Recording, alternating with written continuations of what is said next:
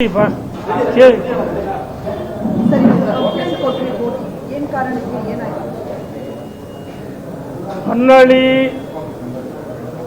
ನಗರದಲ್ಲಿ ದಾವಣಗೆರೆ ಜಿಲ್ಲೆಯ ಕಾಂಗ್ರೆಸ್ ಅಧ್ಯಕ್ಷ ಬಯಲುಸೀಮೆ ಅಧ್ಯಕ್ಷ ನಮ್ಮ ಮುಖಂಡರುಗಳ ಮೇಲೆ 16 ಬಾರಿ ಹಲ್ಲೆಯನ್ನು ಮಾಡಿದ್ದು ಜೀವ ಬೆದರಿಕೆ ಹಾಕಿದ್ದು 2004 ಚುನಾವಣೆ ಇಂದಿನೂ ಸಹ ನಮಗೂ ಆ ವ್ಯಕ್ತಿಗೂ ನಿರಂತರವಾಗಿ ಅನೇಕ ಬಾರಿ ಗಲಾಟೆಗಳು ಮತ್ತು ಕೈ ಮಿಲಾಯಿಸಿ ಹಂತಕ್ಕೆ ಹೋಗಿತ್ತು. ಈ ಹಿಂದೆ 2007ರಲ್ಲಿ ನಮ್ಮ ನಾಯಕರಾದ ಯಡಿಯೂರಪ್ಪನವರು ನನ್ನ ಚುನಾವಣಾ ಪ್ರಚಾರಕ್ಕೆ ಮೊದಲನೇ ಬಾರಿ ಶಾಸಕರಾಗಿ ಉತ್ತಮವಾಗಿ ಕೆಲಸ ಮಾಡಿ, ಎರಡನೇ ಬಾರಿಗೆ ನಾನು ಕೆಲಸ ಮಾಡೋಕ್ಕೋಸ್ಕರ ಯಡಿಯೂರಪ್ಪ ನನ್ನ ಪರವಾಗಿ ಪ್ರಚಾರಕ್ಕೆ ಬಂದರು. ಆ ಸಂದರ್ಭವೂ ಸಹ ಆ ವ್ಯಕ್ತಿ ಗುಂಡಾಗಳನ್ನ ಕರೆದುಕೊಂಡು ನಮ್ಮ ಮನೆ ಮೇಲೆ ಕಲ್ಲು ತೂರಾಟ ಮಾಡಿ ಕಾರ್ಗಳು ಸುಟ್ಟಿದ್ರು. ಅಂದು ಸಹ ನಾವು ದೂರನ್ನು ಕೊಟ್ಟಿದ್ವಿ, ಕೇಸ್ ದಾಖಲಾಗಿತ್ತು. ಮತ್ತು 16 ಬಾರಿ ಎಲ್ಲ ಸಮಾಜದ ಮುಖಂಡರುಗಳಿಗೆ, ಆಲುಮತ್ ಸಮಾಜ ಇರ್ಬೋದು, ವೀರಶೈವ ಲಿಂಗಾಯತ ಇರ್ಬೋದು, ಎಲ್ಲ ಮುಖಂಡರುಗಳು ಬಹಳ ಹಗುರವ ಮಾತಾಡ್ತಿದ್ರು. ಮತ್ತು ಹೊನ್ನಾಳಿ ನಗರದಲ್ಲಿ ಭಯದ ವಾತಾವರಣ ಇತ್ತು.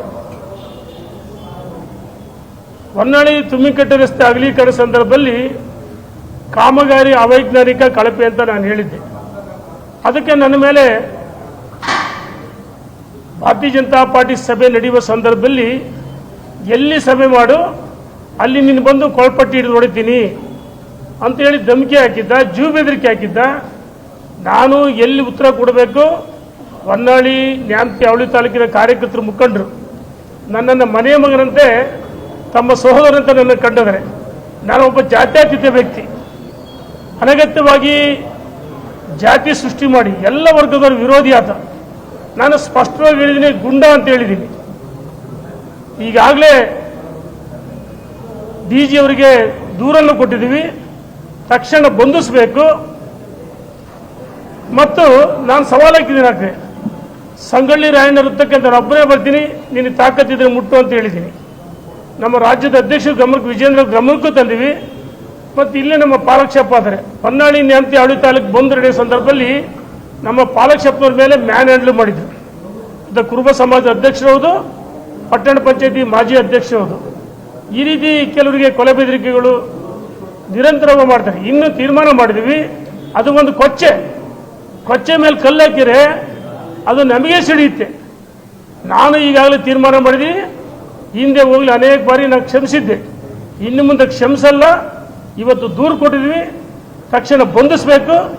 ಕಾನೂನು ಪ್ರಕಾರ FIR ಮಾಡಬೇಕಂತೇಳಿ ಡಿಜಿ ಅವರು ಭೇಟಿ ಮಾಡಿ, ಡಿಜಿ ಅವರು ಬಹಳ ಪೂರಕವಾಗಿ ನಮ್ಮ ಜೊತೆ ಚರ್ಚೆ ಮಾಡಿದ್ದಾರೆ.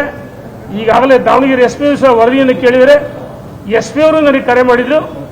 ಹೋರಾಟ ನಿರಂತರವಾಗುತ್ತೆ. ಭಾರತೀಯ ಜನತಾ ಪಾರ್ಟಿ ಕಾರ್ಯಕರ್ತರು ಯಾವುದಕ್ಕೂ ಜಗ್ಗಲ್ಲ, ಬಗ್ಗಲ್ಲ, ಕುಗ್ಗಲ್ಲ. ಹೊನ್ನಾಳಿ ನ್ಯಾಮತಿ ಅವಳಿ ತಾಲೂಕಲ್ಲಿ ನಾನು ಹೇಳಿದ್ದೀನಿ, ಇದು ಹೊನ್ನಾಳಿ ನ್ಯಾಮತಿ ಬಿಹಾರ ಅಲ್ಲ. ಬಿಹಾರದಲ್ಲಿ ಗುಂಡಾ ಸಂಸ್ಕೃತಿ ಇತ್ತು. ಮೊನ್ನೆ ಬಳ್ಳಾರಿ ಘಟನೆ ನೋಡಿದ್ವಿ. ಅಂತ ಬಿಹಾರದಲ್ಲಿ ಗುಂಡಾ ಸಂಸ್ಕೃತಿಯನ್ನು ಬಿಹಾರದ ಪ್ರಜ್ಞಾವಂತ ಮತದಾರರು ತಿರಸ್ಕಾರ ಮಾಡಿ ನರೇಂದ್ರ ಮೋದಿಜಿಯವರ ನೇತೃತ್ವದಲ್ಲಿ ನಮ್ಮ ಸರ್ಕಾರವನ್ನು ಅಧಿಕಾರಕ್ಕೆ ನಾನು ಸವಾಲು ಹಾಕಿದ್ದೇನೆ. ಆ ಸವಾಲನ್ನು ಸ್ವೀಕಾರ ಮಾಡಿದ್ದೀನಿ. 2028 ಚುನಾವಣೆ ಅಖಾಡಕ್ಕೆ ಯಾವುದೇ ಕಾರಣಕ್ಕೆ ಸೋತಿವಿ. ಸಿದ್ದರಾಮಯ್ಯನವರು ಅದು ಬೇರೆ ಬೇರೆ ಸುಳ್ಳಿನ ಭರವಸೆಗಳು ಸೋತಿದ್ದೀವಿ. ಆದರೆ ಸೋತರು ಮನೆಯಲ್ಲಿ ಒಂದಿಸಿರು ಕೂರಲ್ಲ. ನಾನು ಸವಾಲು ಹಾಕಿದ್ದೀನಿ, ಸವಾಲು ಸ್ವೀಕಾರ ಮಾಡು. ಅದೊಂದು ಕೊಚ್ಚೆ ಮೇಲೆ ಕಲ್ಲಕ್ಕೆ ನಮಗೆ ಸಿಡಿಯುತ್ತೆ ಅಂತೇಳಿ ತೀರ್ಮಾನ ಮಾಡಿ ನಮ್ಮ ಕಾರ್ಯಕರ್ತರು ಮುಖಂಡರು ಈಗಾಗಲೇ ಉತ್ತರ ಕೊಡ್ತಾ ಇದ್ದಾರೆ. ಆ ಉತ್ತರ ಆತನಿಗೆ ಕೊಡೋಕ್ಕಾಗ್ತಲ್ಲ. ನಮ್ಮ ಸಂಘಟನೆ ಬಲಿಷ್ಠವಾಗಿದೆ. ಹೊನ್ನಾಳಿ ನ್ಯಾಮತಿ ಕ್ಷೇತ್ರದಲ್ಲಿ ಭಾರತೀಯ ಜನತಾ ಪಾರ್ಟಿ ಅಭ್ಯರ್ಥಿನಷ್ಟು ಜನ ಮತ್ತು ಪ್ರಜ್ಞಾವಂತ ಮತದಾರರು ತೀರ್ಮಾನ ಮಾಡಿದರೆ